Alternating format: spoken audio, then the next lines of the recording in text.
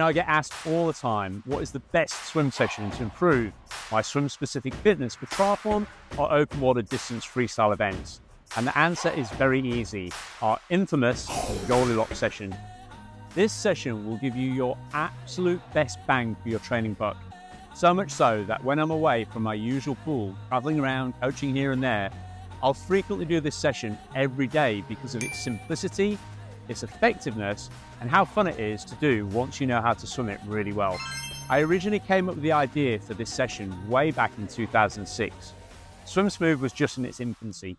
Not that you could tell right now, but I was doing a lot of cycling back then. I'd splashed out the big bucks to buy an Ergomo power meter after reading a book called Training and Racing with Power by Hunter Allen and Andy Coggan. As an aside, let me know in the comments below if you remember those power meters. They were awesome for your ego. Charge them up more and they'd give you a higher power reading for that session.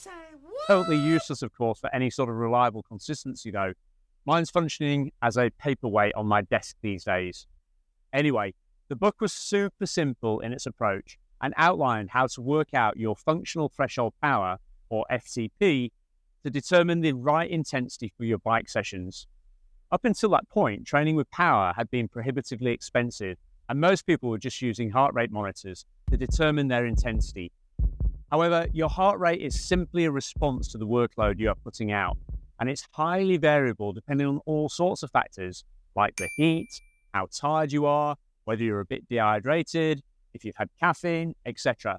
It's also very difficult to measure with any degree of accuracy in the pool if you're a swimmer. To this day, nearly 20 years on, heart rate monitoring in the pool is shonky at best, certainly without splashing out more cash on temporal heart rate monitors that are expensive and very easily lost at the bottom of your kit bag or in the pool filtration system. Anyway, this is not a bash against using heart rate for your training, just that it has its limitations. With today's power meters, measuring power on the bike is a much more objective and direct way of measuring your output. But nothing like this readily exists to give you real-time feedback for your swimming. And even if it did, just because you might be big and powerful doesn't mean that you'd be very good at utilizing that power to be faster in the pool, as it's the application and direction of force applied to the water combined with how much you can reduce your drag that determines how well you swim. You know this to be true because of how poorly most gym junkies would swim, especially over longer distances, their drag being their main nemesis and far outstripping any power they can apply to the water. So, to this day, the best way of monitoring your swim development objectively is simply the old-fashioned way, time, or rather your pace at threshold. Being in a steady state environment like a swimming pool means pace at threshold is a much better marker of your current level of fitness than speed on the bike or pace on your run too. To do this, you'll need to find out what your threshold pace is. Work to improve that with dedicated sessions designed to improve your swim-specific fitness, all whilst honing your technique to be able to sit at that pace easier. And today, I'm going to show you how to do all of that with one session to rule them all. Now, let's just back up here a minute. Am I saying you just need to do one type of swim session and no others? Definitely not. My favorite thing to do on a hot summer's night like tonight, lounging by the backyard pool, wistfully gazing up at the stars, is to create multiple versions of the same type of session to deliver the same physiological benefit for my swimmers, but with the added benefit of maintaining their focus and enjoyment. Not everyone is a boring robot swim nerd like me though, of course. And if I gave the same session every week, no one would come back to our busy squad sessions. Instead, we do away with standard periodization in our program, which is a bit pointless anyway for most time crunch swimmers and triathletes. And instead, we have a weekly routine which typically starts with primarily technique-based sessions at the start of the week, longer, harder red mist endurance sessions in the middle of the week, and then shorter, faster threshold-based sessions at the end of the week, just like the Goldilocks set. My swimmer's progression comes about then in two ways: defining, monitoring, and improving their threshold pace as they develop, and lengthening the distance or time that they can sustain this pace, especially for those doing longer distance triathlons or marathon swimming events. It's really quite simple. I keep it fun by ensuring good variety in the session, but ultimately they all hinge off the same principles, and today's session is the very best introduction as to how you can make all of this work well for you in just one desert island disc kind of a session. Once you've learned this one, feel free to tap into over 2,000 variations that I've created over the years within the Swim Smooth Guru that, when coupled together correctly, make for excellent training plans to help you with your goals. Defining your threshold pace. So first up, we need to define your threshold pace properly, or what we'll refer to as your CSS pace, critical swim speed. This will help you make the most of the Goldilocks session. Once you know this number, you'll need to ensure you're either testing it regularly, proactively increasing it week by week using our 10-week development program, which is a lot of fun, by the way, or using our CSS tweaker to make real-time adjustments based on how you're responding, which also saves the pain and stress of retesting because nobody likes doing that. Doing the CSS test. Hit the pool and do a 10 to 15 minute warm-up with a few short pickups of between 50 and 100 meters. Maybe throw in a few drills too if you like that sort of thing. Now perform a 400 meter time trial, aiming to hold your best average pace. Don't start out too quick as you'll fudge the results. Aim to go off at around about 75 to 80% and build each 100 meters from here. Record your time as well as your first 100 meter split if you can. Take a 10 to 15 minute easy swim or just grab a drink and let your heart rate come down before starting a second time trial over 200 meters. Same thing, pace yourself well, record, and then head to swimsmooth.guru to where you can punch in your numbers and we'll tell you how well you paced yourself, whether you're a petrol or diesel engine, give you some performance predictions, and even work out some cool stuff like your red mist cycle times. This is our way of standardizing everyone's rest and recovery periods based on their individually specific CSS pace. If you sign up for a free 7-day trial, you'll be able to save your results, and then any session of those 2,000 odd I was telling you about earlier that you then choose to look through will all have your exact training targets set out for you. It simply takes the guesswork out of your swim training, knowing that the effort you're putting in at the right level of intensity will be rewarded. Setting your tempo trainer. Now here's the fun part. If you've got a Finis Tempo Trainer Pro, you can simply enter the information that the guru is telling you into mode 1 of your tempo trainer. To do that, press and hold the bottom right-hand button to turn it on. Make sure you're in mode 1 by pressing and holding the top button so that it advances through the modes in sequence. And then let's say you've got a CSS pace of 1 minute 46 per 100. Just set the tempo trainer to 26.5 seconds, which is your time per 25 meters. And now you're ready for the session. How to do the Goldilocks session. So you can download a complimentary copy of the Goldilocks session using the link in the description below.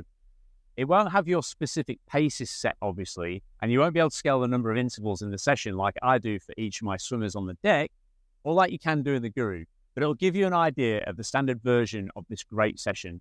When I designed the Goldilocks session, I wanted a way to allow people to test their newly assessed CSS pace, rather than just questioning endlessly whether the results are correct or not. Don't fall down that rabbit hole. Do this session instead, and then tweak your CSS manually or in the Guru if needs be after you've completed each session. It's called the Goldilocks set because it features a series of 100-meter intervals with a short rest of somewhere between 10 seconds and 1 whole beat recovery. That's your 25-meter time, basically. After these are completed, you'll then do the baby bear, 200 meters at that same pace. Take the same amount of rest after the 200 as you did between the first set of 100s. Now do some more 100s, followed by the mama bear, a 300-meter swim at that same pace. Don't drop off now, as this is where it gets hard, especially if you've ignored the beeper, as many people do, and gone out too fast at the start. After the 300 meters comes another set of 100-meter intervals. And then the session finishes with the papa bear, a great big whopping 400 at your CSS pace right at the end of the session. Very few people get this right the first time and are surprised how hard that final 400 actually is. How to vary it. So the classic way of doing the Goldilocks set is 4x100s, 4x200, 4x100s, 4x300, 4x100s, 4x400, all with 1 beat recovery between. That gives you 2,100 meters of work at CSS pace. It's a great session. You can vary this by shortening the rest periods. Don't lengthen them though, as that would be too much rest. Or you could run it off a red mist cycle of 5, giving you 5 seconds rest for every 50 meters you cover at CSS pace, or variations on that theme. You could, of course, bookend this session with a suitable warm-up and cool-down based on the session PDF in the description below. For anyone with a CSS pace of 220 per 100 meters or faster, the only thing you'd end up scaling is the number of 100-meter intervals. Ideally, keeping the 200, 300, and 400 the same. Many people point out that in the kids' story, Goldilocks finds what is just right with the baby bear's porridge, i.e. the 200 meters in this case. But in the context of this session, it's about finding the pace that is just right to elicit the biggest performance gains over time. In my squad, we will typically revisit this session every 8 to 10 weeks, but I've been known to do it 8 to 10 times in a fortnight when I'm traveling away from home and just wanting to follow something simple. In practice.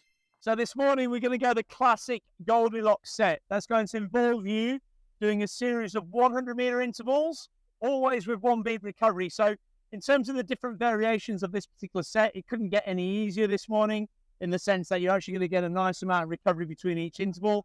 That being said, in the 5:30 session this morning, only 1 group out of the 8 this morning made the Papa Bear at the end. So don't be deceived. This is a challenging set. If you've never done it before, the idea is a series of 100s with 1 beat recovery, a 200, which is the baby bear, a series of 100s again, and then a 300, which is the mama bear, a series of 100s, and then a 400 meters right there at the end. And he really likes to get his claws stuck in at the end there. So you'll be going along merrily thinking, oh, this is not too bad, and get 1 beat recovery. And then all of a sudden, it really starts to bite. And it starts to bite around about the 300 meters here. So just be mindful of that. So the 2 groups in this lane here, we're going off a 1:58 target pace with 1 beat recovery. This lane here, bit of a drop down. We're going to go 1:43s there, 1:43s in this group. Claire, have you got any sentiment for leading at all, or maybe start off with a bit? And Michael, back you up here. I think Tom's going to be good with the yellow jersey cap on there to lead the whole thing this morning. In this lane here, Johnny, are you resting up a little bit? Yeah, a little resting up. Chad, can we, no sentiment? We've got to have somebody leading this lane. Rob? Come on, Rob, come on down. The price is right. Come on, you can lead this one here. Okay, so, Albert, do you want to take one? Very good, that's the right response. Okay, and over here, we're going to have Lindsay and Chris taking a beat per piece. 126 is here. Okay, so there's your side in, and in theory, once you press yourself in, you don't need to touch it again, because we're basically just sticking with the beeper, and it's always 1 beat recovery. Okay, Tom, is this the first time you've maybe done this set? Goldilocks, okay, so it's a bit of a classic. Beat per recovery after every 100 and after the longer swims as well. Yeah, no, exactly. Fairly generous, eh?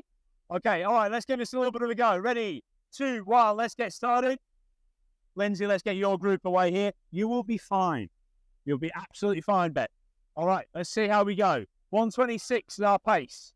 So let's summarize. So there you have it, the 1 swim session to rule them all.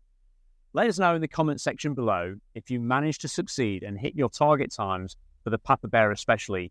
If you want to know a little bit more about the science behind CSS-based training, check out the video on the screen now. And if you found this video useful, please help us out with a quick like.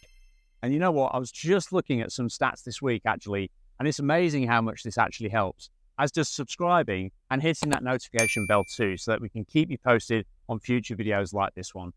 For now, though, go hit the pool and try out the Goldilocks session.